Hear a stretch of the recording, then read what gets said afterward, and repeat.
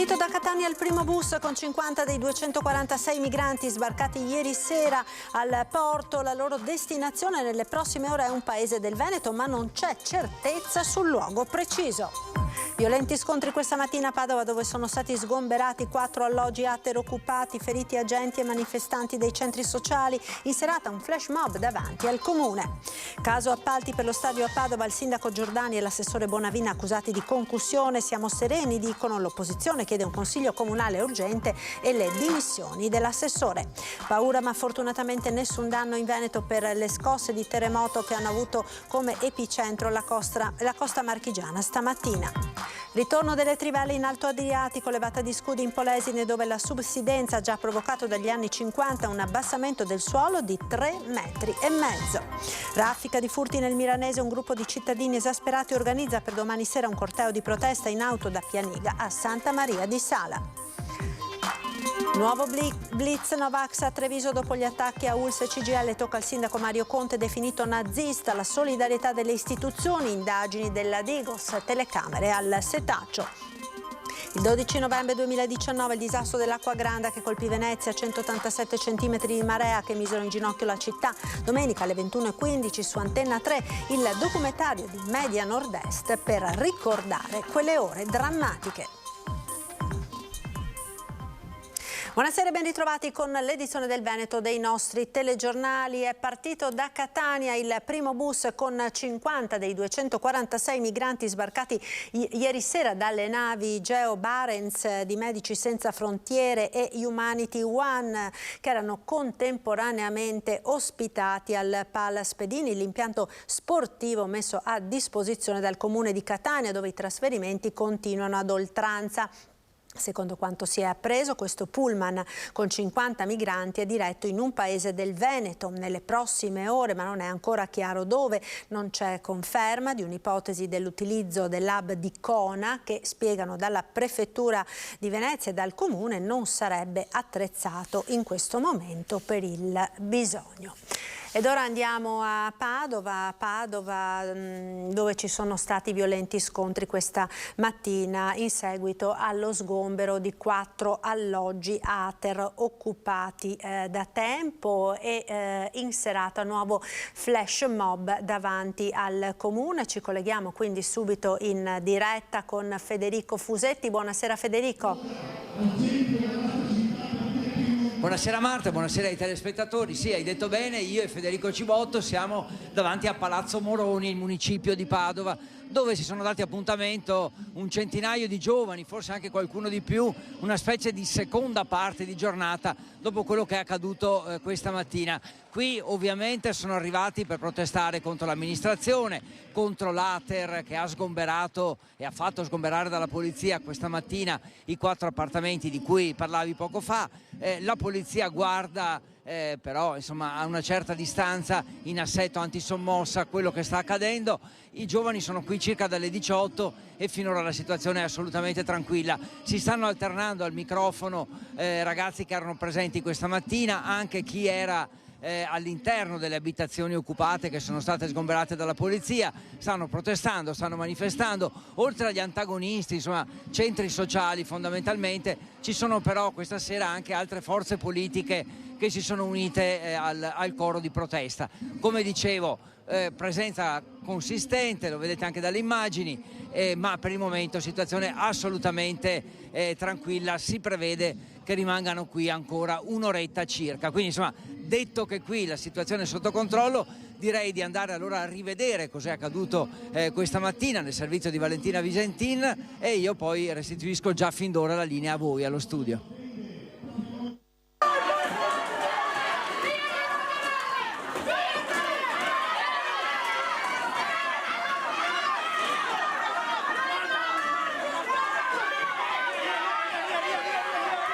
La polizia ha caricato più volte i manifestanti che dopo lo sgombero di 4 alloggi ATER occupati abusivamente si erano spostati sotto la sede dell'ente per l'edilizia residenziale pubblica di Padova cercando di fare irruzione. La protesta era iniziata qualche ora prima in via delle Melette, quartiere Palestro, quando la polizia, su ordine della procura, è entrata per sequestrare gli appartamenti occupati da anni da alcuni giovani dell'area antagonista della sinistra padovana.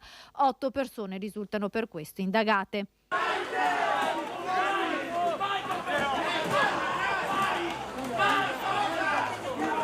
In uno degli appartamenti i ragazzi hanno cercato di impedire l'ingresso. Nei momenti di tensione una giovane è rimasta ferita al sopracciglio da una porta. All'interno, dopo una perquisizione, sono stati ritrovati tirapugni, manganelli telescopici, qualche razzo bengale delle ricce trasmittenti. Questa mattina mi hanno sfondato la porta senza chiedere il permesso, diciamo. Mi hanno sfondato la porta, noi abbiamo avuto un attimo ovviamente di rabbia. Sostanzialmente adesso siamo una decina di persone buttate fuori di casa, più o meno, tra diverse situazioni, tra le più disparate, chi è precario, chi studia all'università. Dopo gli scontri in via delle Melette, anche sotto la sede dell'Ater ci sono state diverse cariche della polizia.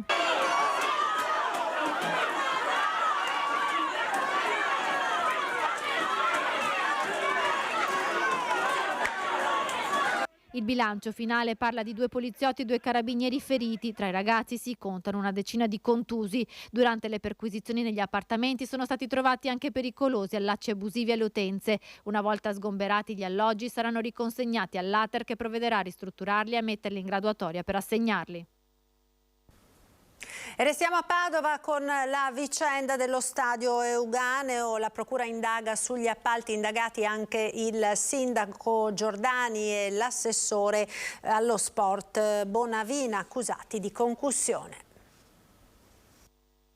Ricevere questa notizia certamente non era quello che mi aspettavo. Devo dire che il momento più difficile è stato quello di affrontare la mia famiglia, affrontare i miei figli, che sono sempre cresciuti, li ho sempre educati con un principio di legalità. È amareggiato ma convinto di riuscire a spiegare tutto. Concussione, questa è l'accusa che sarebbe stata mossa all'assessore Diego Bonavina e al sindaco Sergio Giordani nell'ambito dell'inchiesta sugli appalti per la realizzazione della curva sud dello stadio Euganeo.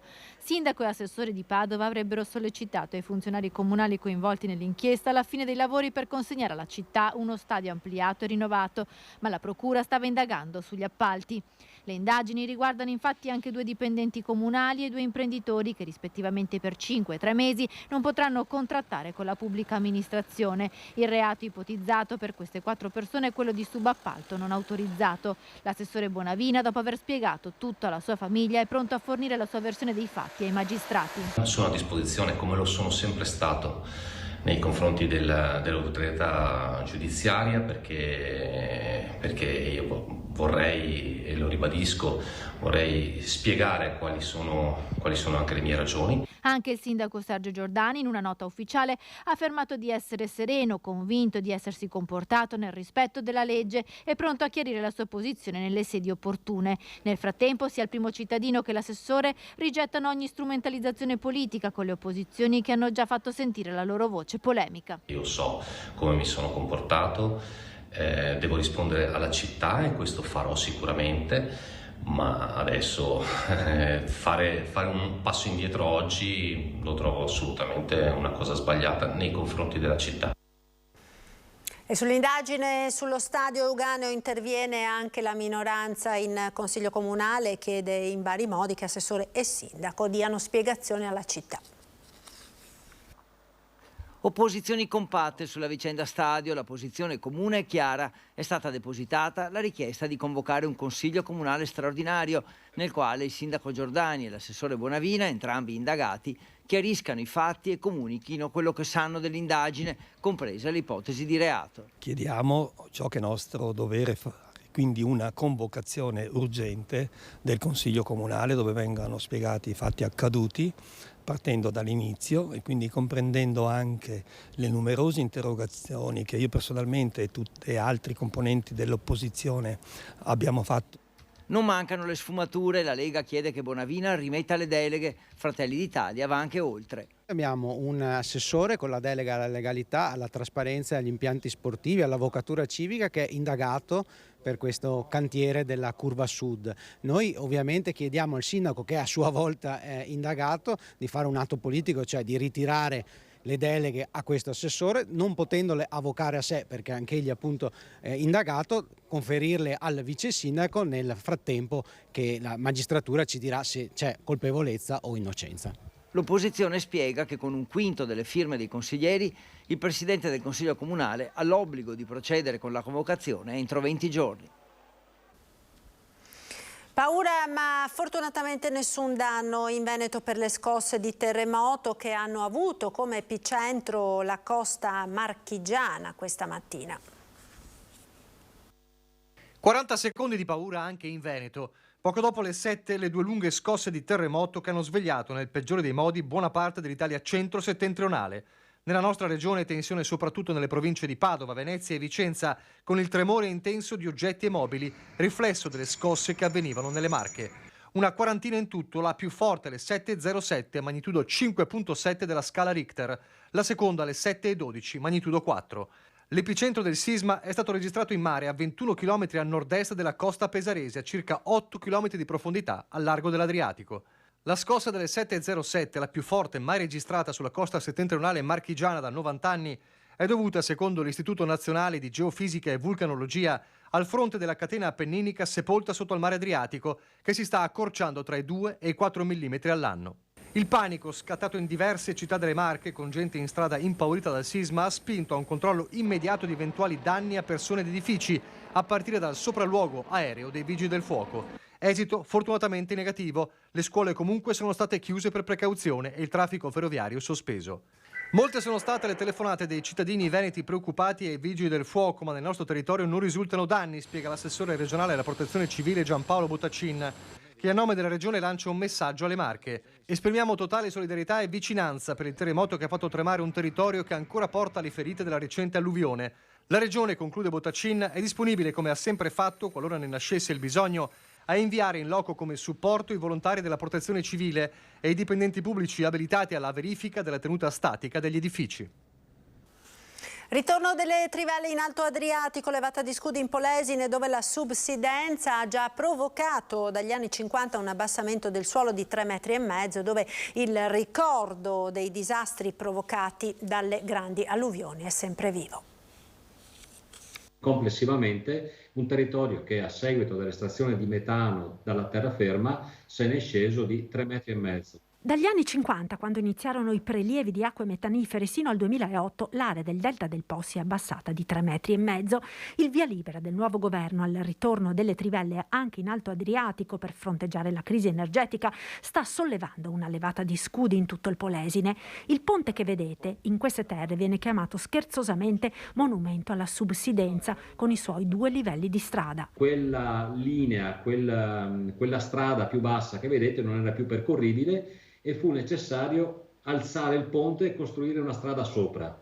Il dislivello tra la strada sopra e la strada sotto è circa 1,50 m e quel 1,50 m ci sta ad indicare qual è stata la subsidenza in quel punto, in un punto marginale. Nella zona più centrale del delta l'abbassamento complessivo è stato di 3,5 metri.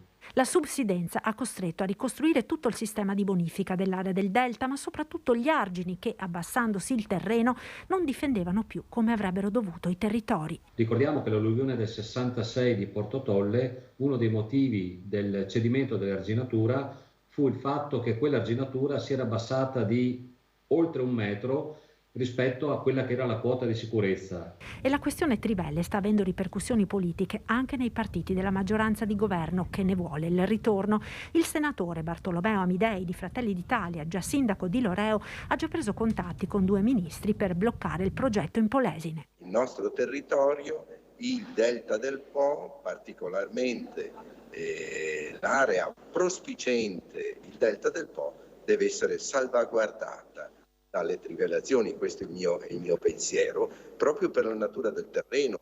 Ho già fatto passaggi con già 2 ministri per la questione e ci sto lavorando in questo senso. Stanchi di essere continuamente vittime di furti e rapine, i residenti di Mirano, Pianiga e Santa Maria di Sala hanno organizzato per domani un corteo di auto.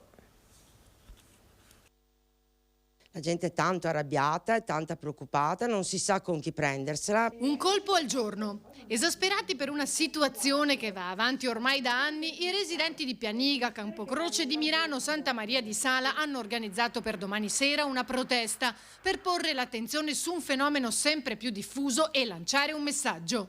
Ci incontriamo alle 19:30 a Pianiga, si parte da Pianiga e toccheremo le varie frazioni, i comuni di Santa Maria di Sala e Mirano per finire poi in piazza Milano e facciamo un corteo sulla sicurezza. Perché come ogni anno a cadenza, nell'imbronire della sera, cominciano i furti, sempre agli stessi orari, con sempre le stesse modalità. Sono già 6-7 anni che andiamo avanti. E perciò richiediamo attenzione perché noi chiediamo un comando di polizia, un nuovo presidio dei carabinieri. Per affrontare il problema il sindaco di Pianiga ha indetto un'assemblea pubblica per il 23 novembre, ma i cittadini attendono da anni risposte che non sono mai arrivate. Dicevano che mandavano delle pattuglie, mandavano dei presidi della polizia municipale, ma poi forse è durato un paio di mesi perché sono le stesse forze dell'ordine che dicono se ci fosse fino a meno alla mezzanotte un aiuto anche della polizia locale noi avremo più forza per magari pattugliare poi le zone. Il rischio è quello che a un certo punto si arrivi a un livello tale di esasperazione e paura, dice Zangrando, che porta a difendersi da soli. Le persone sono armate, tantissime sono armate in casa perché magari vanno a caccia o armi magari ereditate e è logico che l'impulso è mi ciappo e scioppo e sparo, però è là che io mi spavento di più perché so cosa succede dopo quando tu ti sei difeso in casa tua, ti ritrovi una decina di anni di processi, di udienze, soldi spesi per poi finire in galera. Linea alla regia ora per la pubblicità, tra poco.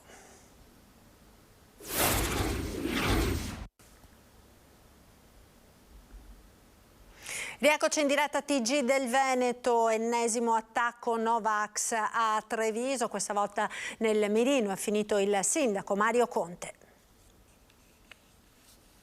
Torna la doppia V cerchiata, torna la vernice rossa, tornano ancora una volta le scritte Novax a Treviso, ma questa volta all'esterno dell'Istituto Palladio di via Tronconi e nel mirino finisce il sindaco Mario Conte, definito nazista, ennesimo raid vandalico che si aggiunge ad una mappatura sempre più fitta di attacchi Novax alla città, dalle scritte rosse comparse alla sede dell'ULSS 2 di Villa Carisi a quelle tracciate all'esterno della sede CGIL di via Dandolo, fino all'assalto e allagamento del reparto di microbiologia dell'ospedale Cafoncello, simbolo della lotta al Covid. Un vero e proprio schema, quello disegnato dagli attacchi Novax, che sembra non fermarsi. Non solo le pareti che circondano l'edificio erano tutte imbrattate, ma anche tutto il marmo dell'ingresso, imbrattate con scritte assolutamente non consone, inappropriate, che ci hanno veramente lasciato basiti. È la seconda volta che l'Istituto Palladio si trasforma in una lavagna vandalica per scritte Novax, un ritorno che porta con sé tanto rammarico. Sarà la seconda volta che abbiamo queste scritte. Noi procediamo in mantinente con la provincia a coprire le scritte, sarà un lavoro delle prossime settimane. Mi dispiace moltissimo perché si può manifestare la propria opinione, si può sicuramente manifestare dissenso senza per questo danneggiare quelli che sono gli edifici di una scuola. Episodio questo denunciato alle forze dell'ordine che ora passeranno al setaccio le telecamere di videosorveglianza. Noi solitamente chiamiamo le forze dell'ordine che naturalmente sono arrivate prontamente, sia i carabinieri che la polizia, è intervenuta anche la Digos per fare tutti i rilievi, tutti gli accertamenti del caso, non solo le foto, ma anche abbiamo consegnato alla Digos e alla Questura quelli che sono i nostri contatti con la società che abbiamo di videosorveglianza. Un attacco frontale al primo cittadino arrivato dopo alcuni messaggi intimidatori apparsi sulle chat di Telegram, sempre a firma W. Un'offesa alla democrazia e alla città, è così che il sindaco commenta l'accaduto, supportato dalla massima solidarietà del presidente della Regione Veneto Luca Zaia, che punta il dito contro i nemici delle istituzioni che non fermeranno, come commenta, l'azione degli amministratori che come Conte lavorano ogni giorno per superare le difficoltà.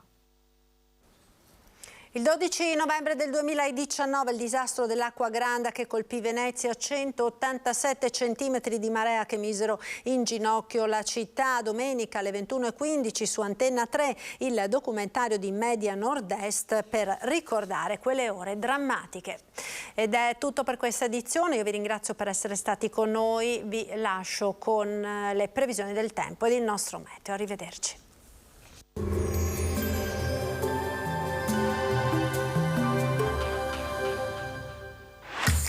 Non ammirare Vittorio Veneto, ma vieni a viverla. Scarica l'app.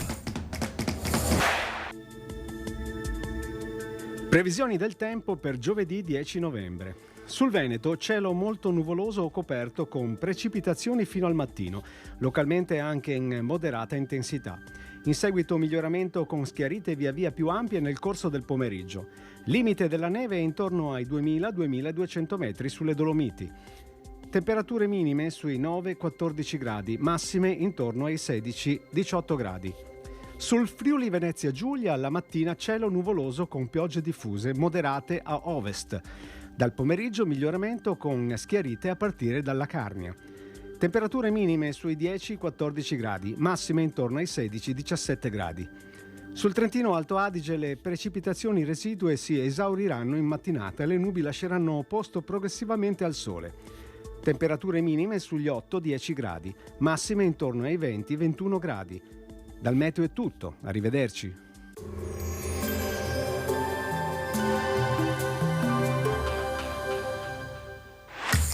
Non ammirare Vittorio Veneto, ma vieni a viverla.